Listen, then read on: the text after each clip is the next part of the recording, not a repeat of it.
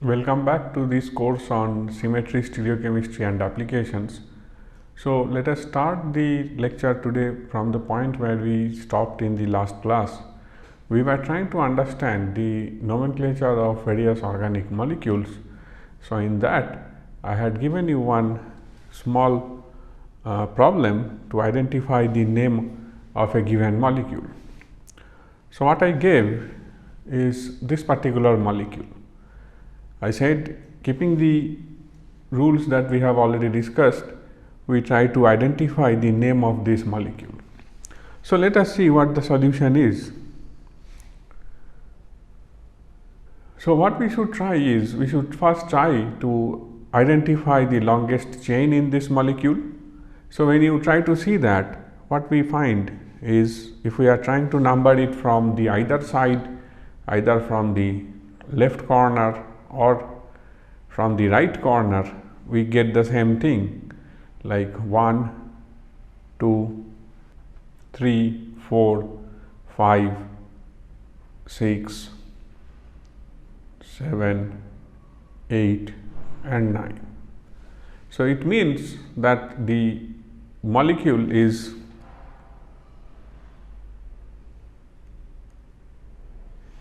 a 9 carbon hydrocarbon and it is called then non-N. Now, we need to find out the substitutions that are present. So, what we see very easily that there are two groups that are attached. One is at number 4, a methyl group, and the other group at number 5, which is a slightly larger group, which is a propan 2-yle or isopropyl group. So, when you try to name it, we should start from the lowest numbering, where the 4 is methyl and 5 is isopropyl, or more appropriately propan 2-yle. So, the name of that molecule will be 4 methyl 5 propan 2-yle non-N. Hope you are able to follow this type scheme of nomenclature. So, when we are trying to identify the name of a molecule, what we need to worry about is first to find out what is the main chain of this particular molecule, what is the length of the main chain and how to number that. So, in this particular molecule that I am showing here, there are two possibilities of considering the main chain. In the first figure on the top, what you can see is I have marked with red the long chain, which has 1, 2, 3, 4, 5, 6, 7, 8 carbons.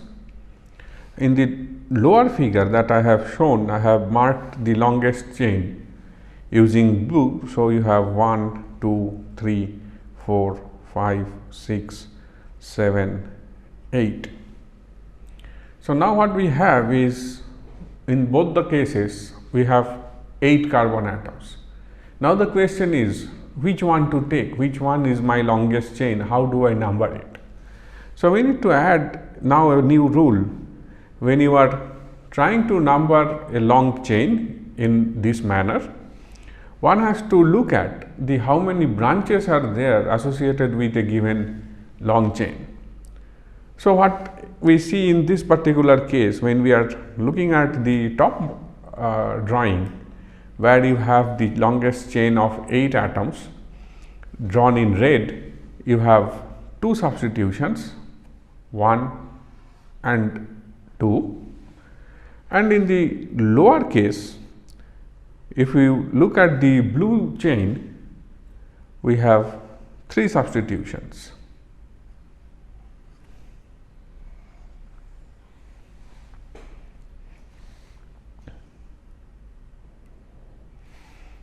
So, when you have 3 substitutions in the blue chain, blue parent chain, then we must identify the longest chain as the blue chain and then try to write the name of that molecule in that fashion.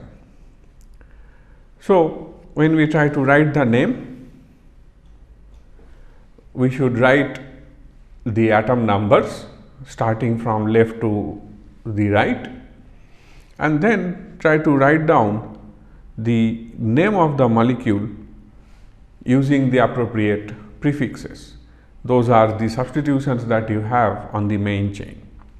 So, now what we have is at 2 position and 6 position, we have 2 methyl groups. So, that we write as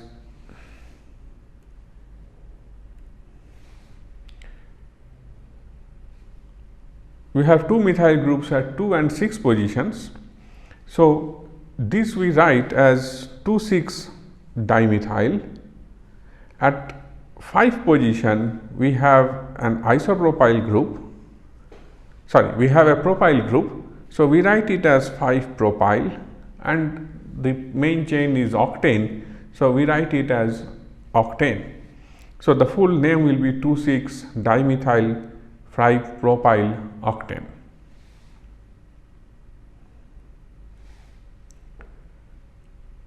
Now, we need to worry about a new type of branching which we have not addressed before. The last kind of alkyl group which has a complex branch. Here what we mean by complex branch is, complex branches are those that have no simple name, yet they still need to be named in a molecule. So, in this particular case, if you look at the branch that is drawn in red, this part is different from what we have seen before.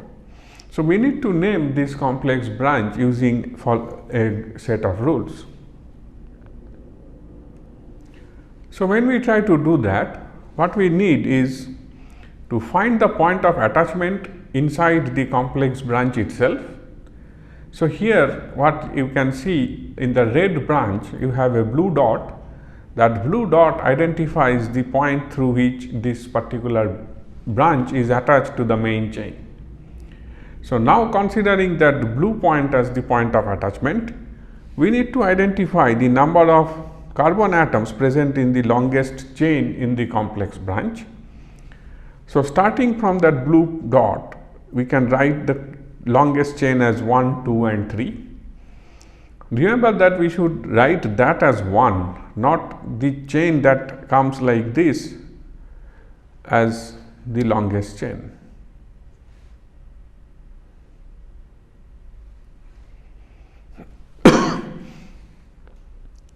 So, what we do is then we try to write the name of the complex branch.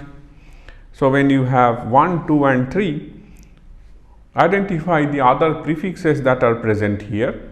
So, in this particular example, there are 2 methyl groups attached. So, when you have 2 methyl groups attached in this branch, we should write it as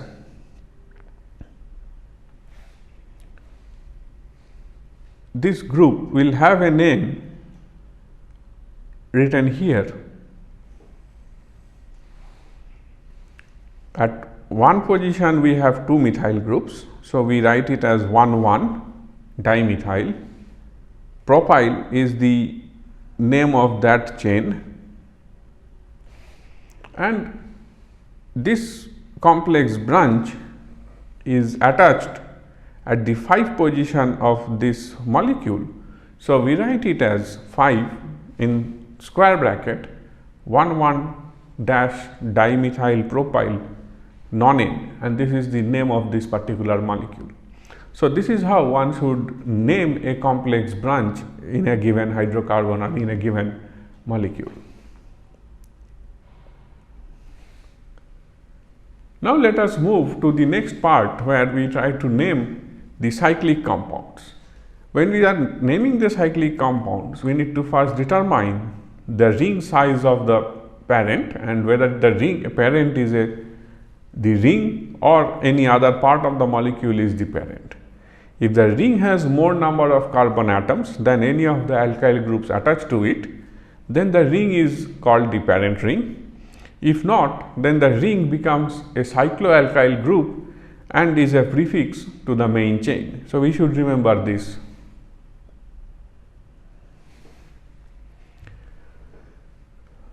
So, when you have an example like this, where you have a small cyclobutane attached to a large hydrocarbon. The chain is the parent and the ring is the prefix. So, in this particular case, when you have a cyclobutyl ring attached to a chain, we write it as 1 cyclobutyl octane, because the parent, the chain, has more number of carbon atoms compared to the number of carbon atoms present in the ring. Now, we continue in the cyclic compounds. Now, in this case, you see here the situation is opposite. You have a molecule where the ring has 5 carbon atoms and the side chain has 3 carbon atoms.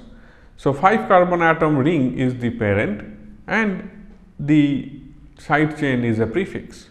So, like that, when we try to name the molecule, we write it as propyl cyclopentane, and this is the name of this particular molecule. What we need to remember here is that we should not double count the atoms that are connected to the side chain.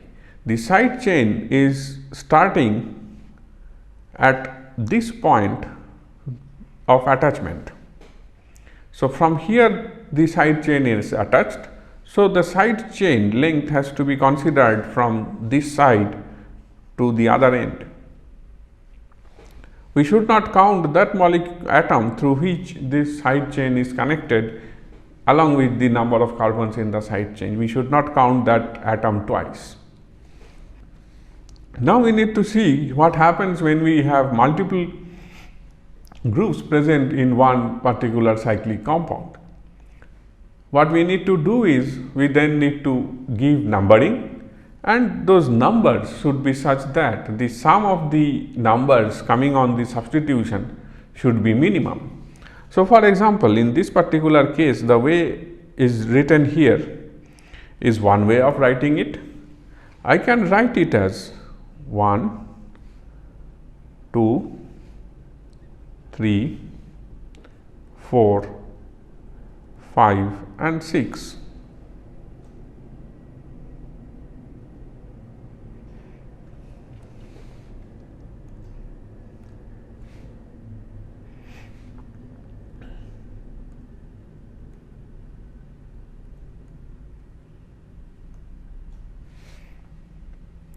So, in this particular way, when you write the number in yellow, what we see, the sum of those two numbers becomes 1 plus 5 equal to 6. So, that 6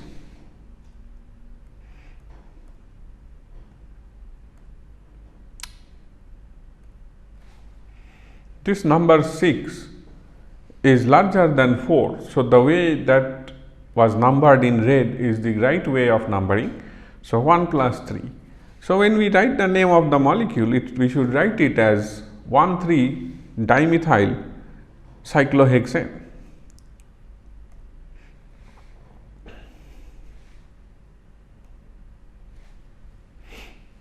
How about this particular compound? How should we name this molecule? When we have 3 different functional groups, 3 different prefixes, we again write the numbers in such a way that the sum of those 3 numbers is the lowest. So, here we write it in the anticlockwise direction, starting at 1 to 2 to 4, and the sum is 1 to 4. If we had started from the point 2 and written it in the other direction, then what you would have got is different. If you had started from here as 1, 2, 3, 4, 5 and 6, in that case it would have been 1 plus 2 plus 5 equal to 8, which is larger than 7. So, as a result, the name should have been different. Now, we have another possibility. We have 2 different groups attached to a cyclic compound. So, when we have two different groups attached to a cyclic compound, what we need is we need to prioritize them using the first alphabet of the name. So, we should alphabetize each of them and we should try to write the name of that compound. So, look at the molecule here. It has on right hand side a 2 carbon atoms, and the left hand side it has 3 carbon atoms. The groups are different. One is isopropyl and the other one is ethyl. So, when we try to write the name of that compound, we have to number it in such a way that we get the lowest sum. Now, in any direction, if you write methyl as 1 and isopropyl as 3, it is 3 plus 1 4. If you write isopropyl as 1 and ethyl as 3, then it is 1 plus 3. So, that both way it is the same. So, while trying to name it, we should again alphabetize to give the number, and we assign number 1 to the ethyl group and then number 3 to the propan 2-yle group or the isopropyl group, and we write the name as 1 ethyl 3 propan 2-yle cyclopentane. Hope you are able to follow this type of nomenclature. So, we continue the understanding on cyclic compounds. See here, I am giving you a few examples.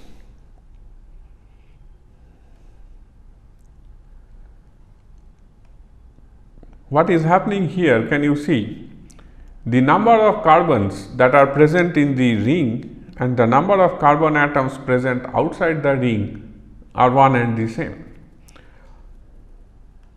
and the way we have named this molecule is unique. So, in the case of the first molecule, where we have a cyclobutyl ring and we have a butyl chain attached to it, we have named it as butyl cyclobutane. That means the parent is cyclobutane and butyl is a substitution.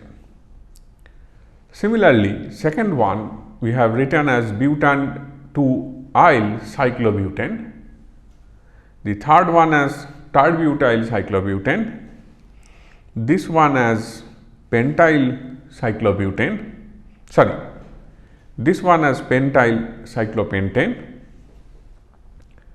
and the last one as pentane 2-yle cyclopentane. So, what is the logic behind this type of writing? The logic behind this type of writing is that the group cyclobutane is unsaturated hydrocarbon. So, the unsaturation gets priority over a saturated chain.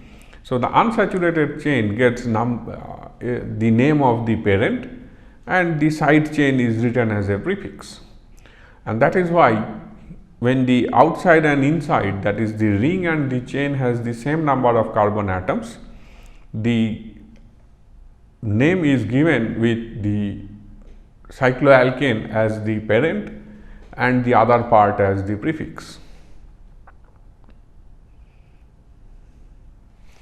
You have one more such example which has a complex branch that you can see, and again the complex branch is named as we have understood in this class a few slides before.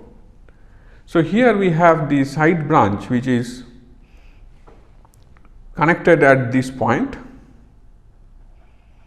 So, here we write it as 1, 2, 3, and then we have 2 methyl groups, and those 2 methyl groups are named as 1,1-dimethyl propyl cyclopentane. Now, in a cyclic compound, as you know, it is a ring molecule, and when you have a molecule which is a ring, it is possible that the substitutions that are present on those 2 carbon atoms can both be up, can one be up and other one be down. So, when you have such conditions that 2 alkyl chains or 2 groups attached to a cyclic compound are spatially oriented in different ways, either both are upwards, pointed upwards, or one pointed upwards and the other one pointed downwards, we should identify those two molecules as two different molecules. And when we try to write that, we try to understand them in the form of cis and trans. When the two groups are pointed in same direction, it is called the cis. When the two groups are pointed opposite side, that compound is called the trans. So, when we try to draw that in a two-dimensional projection using wedge and dash formula, when you write this type of wedge, this type of dash formula, and that identifies that this is a trans molecule. So, when you have such a molecule, you try to write down the name as 1,2-dimethyl cyclohexane, and when we see that the two groups are on the same side, we add a small term as cis, the prefix to a prefix, which is cis 1,2-dimethyl cyclohexane. Now, let us move to the next set of molecules, which are the alkenes, where you know that there is unsaturation. So, there will be a CC double bond, and they are more reactive than alkanes due to weaker pi bond, and they are called unsaturated hydrocarbons and do not contain the maximum number of hydrogens that are possible for a given number of carbon atoms in an hydrocarbon. So, in that also we can have a cis and trans different isomers, and here in this particular example, where you can see on the top you have a CC double bond in the middle, and that CC double bond has two methyl groups attached, and both of them are on the same side. So, we call that as cis butene, and the other molecule that you have in the lower bottom end of the slide, you have a double bond, and the two methyl groups are across the double bond on two sides. So, this molecule is called the trans 2-butene. These things are actually taught in your 10+2, but I would like to cover this as a follow up, because you may have forgotten many of the things that were learned in your 10+2. So, when we have a CC double bond, and if there are 3 or 4 different groups attached to a double bond, then we try to write them as E or Z instead of cis and trans. So, E in German means entgegen, and that means it is in opposition to, which is equivalent to trans, and Z in German is zusammen, which means together, which is equivalent to a cis. So, this nomenclature can be found in this particular link, where you can get all possible rules of the CIP nomenclature of organic compounds. So, here what we can see in the molecule, these two molecules have same formula, but the groups that are attached are in different way. So, both of them have 5 carbon atoms in the longest chain, and the groups that are attached in different directions. So, what we see here is that we try to prioritize the position of the atoms on either side of the double bond. So, in the upper molecule, the hydrogen atom is attached here. So, on the upper molecule, the priority on the carbon number 2 is for the methyl group, and on third carbon the priority is on the ethyl group. So, here the two most prior groups are on the same side, and it is equivalent to cis. That means In the EZ nomenclature, it is Z, and this 2 that appears is the position of the double bond from where it starts. So, we write it as 2Z 3-methyl pent 2-in. In the lower case, the first higher priority methyl group is down, and on the other side the higher priority methyl group is up. So, these two are in opposition to, and that means it is entgegen or E. So, we write it as 2E 3-methyl cyclopent 2-in. So, this is how these two molecules should be named, and they are different, as you can easily see.